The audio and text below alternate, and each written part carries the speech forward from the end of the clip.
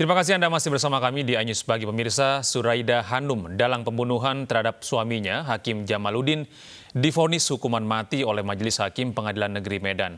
Hakim juga menjatuhkan hukuman penjara kepada dua pelaku lainnya. Ketika mengetahui perbuatan korban Jamaluddin dan membunuhnya, Zuraida Hanum tak kuasa menahan tangis setelah Majelis Hakim Pengadilan Negeri Medan menjatuhkan hukuman pidana mati terhadap dirinya karena terbukti berencana membunuh suaminya Jamaluddin. Selain Zuraida, Majelis Hakim juga menjatuhkan dua terdakwa lainnya, yakni Jeffrey Pratama dengan hukuman seumur hidup dan Reza Pahlevi dijatuhi hukuman 20 tahun penjara. Menanggapi putusan hakim tersebut, Zuraida kecewa. Mereka lebih melihat ke jabatan dia tanpa mempertimbangkan naluri saya sebagai seorang perempuan.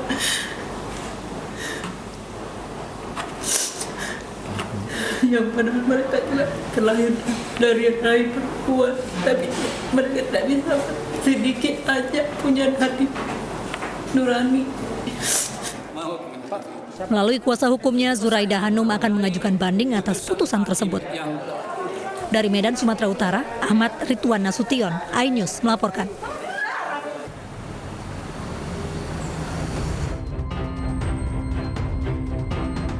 Hakim Pengadilan Negeri Medan Jamaluddin ditemukan tewas di dalam mobilnya di sebuah jurang areal perkebunan sawit Desa Sukadame, Deli Serdang, 29 November 2019. Polisi menemukan fakta kematian Jamaluddin bukan hal yang wajar. Kepolisian pun menyelidiki kematian Hakim Jamaluddin. Sementara menurut keterangan Zuraida, istri Jamaluddin, tidak ada hal aneh yang harus dicurigai dari kematian suaminya. Pertama saya tahu pihak kantor pengadilan yang menghubungi saya. Sudah sore itu, sudah jam 6 sore. Dia kalau untuk hal-hal yang seperti itu bisa dibilang jarang berbagi dengan keluarga gitu. Kalau untuk hal-hal urusan kantornya, paling kalau udah urusan di luar urusan untuk selain urusan kantor baru kita diskusi, baru dia bicara gitu. Aktivitasnya hari-hari memang terus menangani kasus, baik itu kasus berat, baik itu kasus kasus ringan segala macam kan. Itu memang udah rutinitas dia yang mungkin dia tidak mau dibawanya ke rumah karena itu bukan hal yang sekali dua kali gitu ya. Memang tiap satu hari pun bisa berpuluh kasus yang dia tangani gitu. Secara jelas seperti itu tidak pernah, karena beliau memang tertutup untuk itu gitu. Maksudnya tertutup sama keluarganya mungkin ya. Tapi pernah satu kali yang menurut saya sedikit janggal, ini pagar rumah saya ditabrak tiba-tiba sama mobil, terus mobil itu menghilang gitu. Begitu suara tabrakan langsung saya keluar, mobil udah nggak ada, padahal dalam waktu menit itu, maksudnya saat itu juga saya keluar buru-buru karena suara hantaman pagar itu besar. Itu paling yang ada kejanggalan. Namun dari hasil penyelidikan polisi mengejutkan. Otak pembunuhan Hakim Jamaluddin adalah Zuraida Hanum, istri korban. Sandiwara Zuraida terungkap lantaran kerap memberikan informasi janggal terkait kematian suaminya. Polisi menyebut Zuraida adalah otak pembunuhan berencana almarhum Jamaluddin bekerja sama dengan dua eksekutor, yaitu Jeffrey Pratama dan Reza Pahlevi. Hakim Jamaluddin dibunuh dengan cara dibekap di kamarnya hingga kehabisan oksigen. Zuraida juga mengungkapkan terlanjur sakit hati karena kerap diselingkuhi oleh Hakim Jamaluddin. Tim Liputan iNews melaporkan.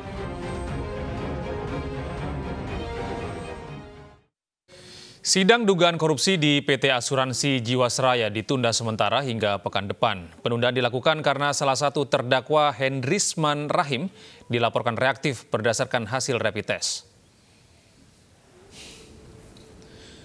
Salah satu yang hadir dalam sidang yang beragendakan pemeriksaan saksi yakni Direktur Utama PT Asuransi Jiwasraya Heksana Trisasongko.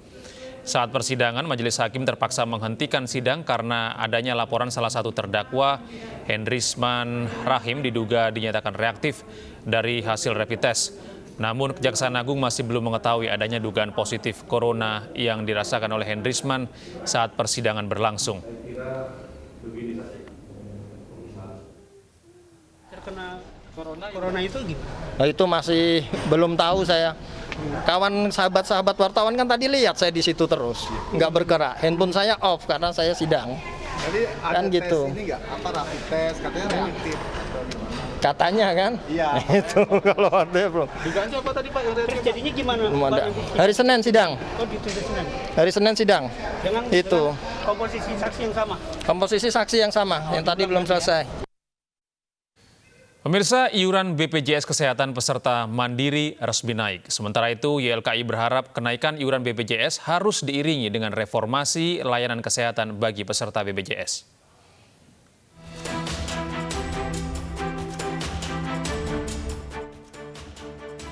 Iuran kenaikan BPJS Kesehatan resmi diberlakukan. Kenaikan ini tertuang dalam Peraturan Presiden Nomor 64 Tahun 2020 tentang perubahan kedua atas Peraturan Perpres Nomor 82 Tahun 2018. Perpres ini diteken Presiden Joko Widodo pada Mei lalu. Kenaikan iuran BPJS ini untuk menjaga kualitas dan kesinambungan program jaminan kesehatan. Iuran BPJS Kesehatan bagi peserta kelas 1 naik dari Rp80.000 menjadi Rp150.000 per bulan. Peserta kelas 2 naik dari Rp51.000 menjadi Rp100.000 per bulan. Sementara iuran peserta kelas 3 segmen peserta pekerja bukan penerima upah dan peserta bukan pekerja jadi Rp42.000 per bulan. Sementara itu, Yayasan Lembaga Konsumen Indonesia atau YLKI meminta pihak manajemen BPJS Kesehatan untuk mereformasi layanan kesehatan di setiap badan dan lembaga kesehatan kepada pasien dan calon pasien menyusul naiknya iuran BPJS Kesehatan. Bahwa pasien BPJS ditolak oleh rumah sakit dengan alasan-alasan yang tertentu seperti ruangan penuh ataupun alat-alat kesehatan yang ada tidak ada. Jadi dengan iuran kesehatan yang sudah dinaikkan, maka wajib hukumnya bagi BPJS Kesehatan dan mitranya untuk menjaga pelayanan kepada pasien ataupun calon pasien. Dan untuk menangani beban keuangan BPJS Kesehatan, YLKI meminta kepada manajemen untuk meningkatkan jumlah kepesertaan dari sejumlah perusahaan yang melanggar peraturan lantaran masih banyak yang tidak mendaftarkan karyawannya pada jaminan sosial kesehatan ini. Tim Liputan iNews melaporkan. Pemirsa, larangan penggunaan kantong plastik di DKI Jakarta mulai diberlakukan. Meski demikian, masih banyak pedagang yang menggunakan kantong plastik sekali pakai di sejumlah pasar tradisional di DKI Jakarta.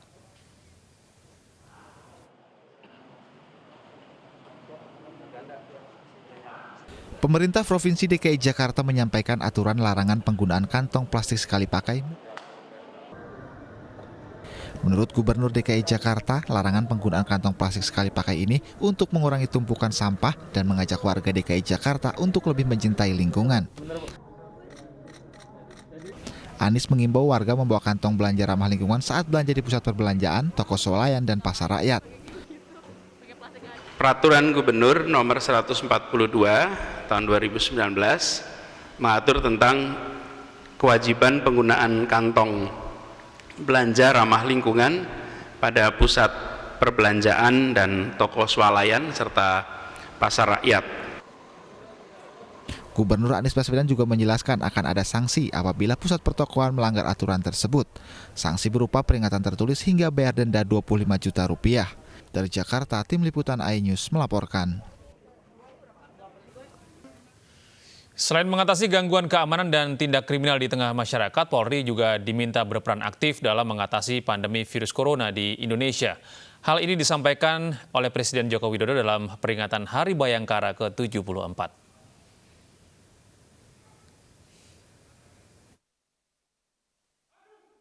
Peringatan Hari Bayangkara ke-74 berbeda dari tahun-tahun sebelumnya. Seiring dengan pandemi COVID-19, upacara yang biasanya diselenggarakan dengan tatap muka kini dilakukan secara virtual. Presiden Joko Widodo memimpin upacara di Istana Negara Jakarta dengan menerapkan protokol kesehatan COVID-19. Lagu Kebangsaan Indonesia. Polri diminta berperan aktif dalam mengatasi pandemi virus corona di Indonesia oleh Presiden Joko Widodo. Dalam situasi yang sulit sekarang ini, kehadiran dan keterlibatan seluruh jajaran Polri sangat dibutuhkan, mulai dari jajaran Mabes dan Polda, Polres dan Polsek, sampai Babin Kamtibmas di desa-desa. Harus ikut aktif terlibat, mengajak masyarakat untuk disiplin menjalankan protokol kesehatan, aktif mengawal kelancaran dan ketepatan penyaluran bantuan sosial, dan tentu saja menjaga keamanan dan ketertiban agar situasi tetap kondusif, tetap aman dan damai. Sementara itu, Panglima TNI Marsikal Hadi Cahyanto bertandang ke rumah Kapolri Jenderal Idam Aziz di hari jadi Bayangkara ke-74 ini.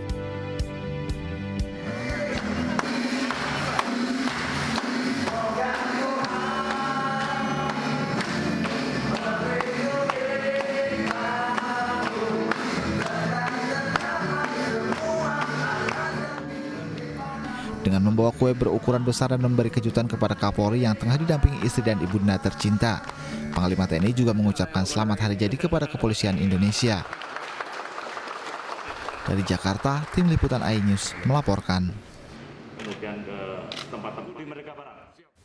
Ya pemirsa, ada yang berbeda pada peringatan Hari Ulang Tahun Bayangkara ke-74 tahun ini di Mako Brimob Kelapa II Depok, Jawa Barat.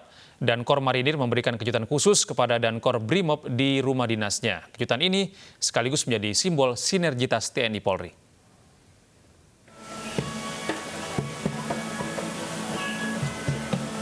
Dankor Marinir beserta jajaran mendatangi rumah dinas Dankor Brimob di Mako Brimob Kelapa II Depok, Jawa Barat, khusus untuk mengucapkan selamat Hari Ulang Tahun Bayangkara yang ke-74.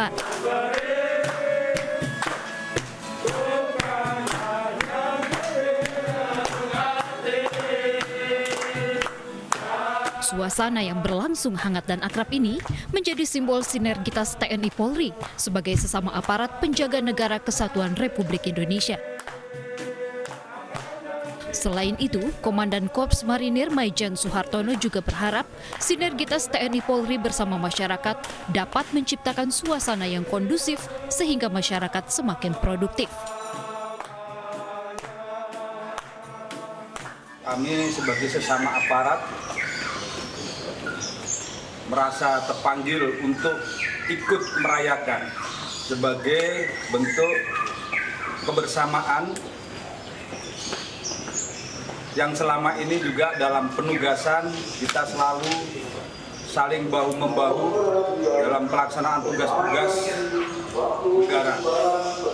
Ini menjadi penyemangat dan darah kami untuk memberikan pengabdian yang terbaik untuk bangsa dan negara. Kunci TNI Polri menjadi kuat, maka negara akan kuat juga. Kebersamaan ini TNI Polri, maka rakyat akan menjadi kuat dan berbahagia.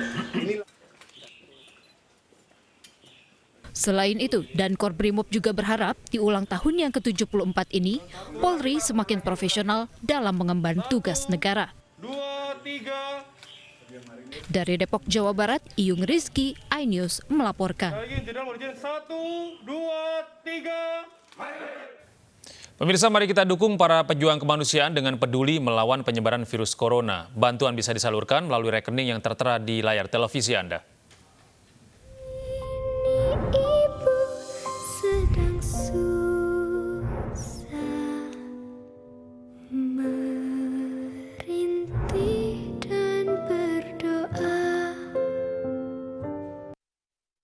PSBB transisi di ibu kota kembali dilakukan selama 14 hari ke depan di tengah kasus COVID-19 yang terus bertambah. Selain itu, sistem zonasi PSBB DKI Jakarta juga menjadi polemik. Apa kata Wakil Gubernur DKI Jakarta Ahmad Riza Patria? Saksikan Prime Show with Ira Kusno yang disiarkan secara live Kamis 2 Juli 2020 waktu Indonesia Barat pada pukul 18.30. Di Jakarta diperpanjang selama 14 hari ke depan.